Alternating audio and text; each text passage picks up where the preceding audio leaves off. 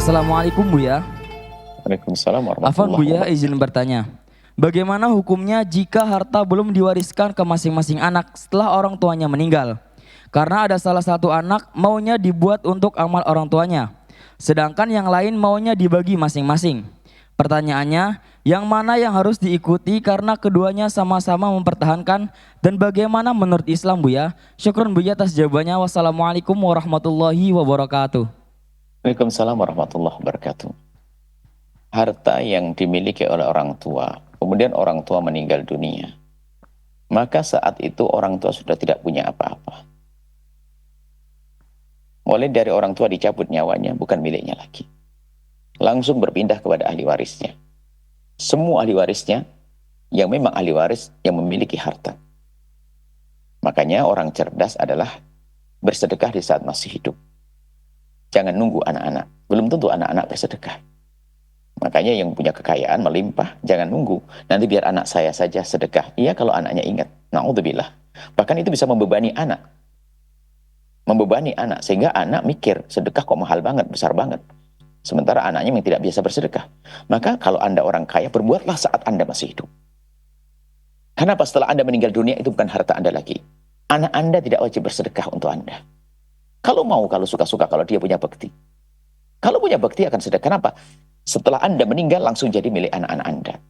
Maka harta yang ditinggal adalah diwaris. Maka jika terjadi dua pendapat di keluarga, yang satu ingin dijadikan amal untuk ayahnya sebagai, yang satu adalah dibagi waris. Yang benar adalah dibagi waris.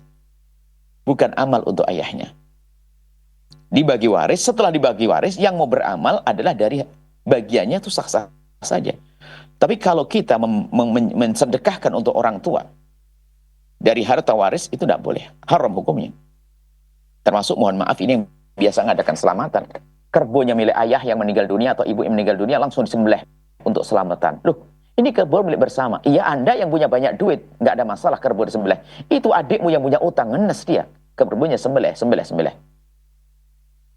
Maka untuk selamatan atau yang sering disebut istilah dengan sedekah setelah meninggal dunia, itu tidak boleh dari harta orang tua, tidak boleh dari harta peninggalan.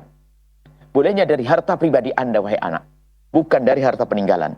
Boleh dari harta peninggalan, asalkan semua ahli waris orang yang sudah dewasa dan mengizinkannya. Dan izinnya benar, bukan izin malu. Mengizinkan sedekah untuk wakaf masjid misalnya, karena hartanya banyak, semuanya bersepakat. Adik-adik, kakak-kakak, kita kan sudah cukup semuanya. Oke, sebelum kita bagi gimana? Yuk kita bangun masjid yang gede, bangun pondok yang gede buat ibunda kita. Oke, boleh. Setelah itu sisanya kita bagi. Boleh. Dengan catatan yang mengizinkan adalah semua anggota keluarga yang ahli waris.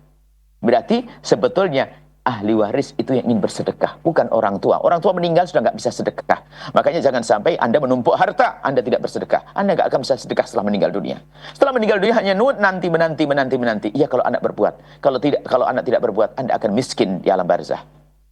Nah, jangan nunggu anak berbuat. Nah, tadi jika ada dua pendapat semacam itu, yang benar adalah dibagi. Kalau ternyata harus ikut pendapat satunya lagi, bersedekah, maka dengan catatan, semuanya dengan penuh kerelaan. Relanya rela yang betul-betul lapang, jangan dia terpaksa malu. Apalagi cara yang ngomong abangnya, Dek, kamu nggak kasihan sama abinya? Abinya kan wafat, pengen sedekah gimana, bangun masjid ya, jangan sampai kamu lelet banget. Belum apa sudah ngomong begitu, oke? Sehingga adiknya yang punya utang hanya mengatakan, ya kak, nggak boleh dengan cara itu. Harus dengan kelapangan, semua sepakat. Abang, adik, semuanya gimana kalau kita sedekah? Kita buat masjid. Kalau mereka setuju sah, artinya apa? Yang disedekahkan sesungguhnya bukan hartanya ayah, bukan hartanya ibu yang meninggal, akan tapi dia bagiannya. Selagi dia rela nggak ada masalah.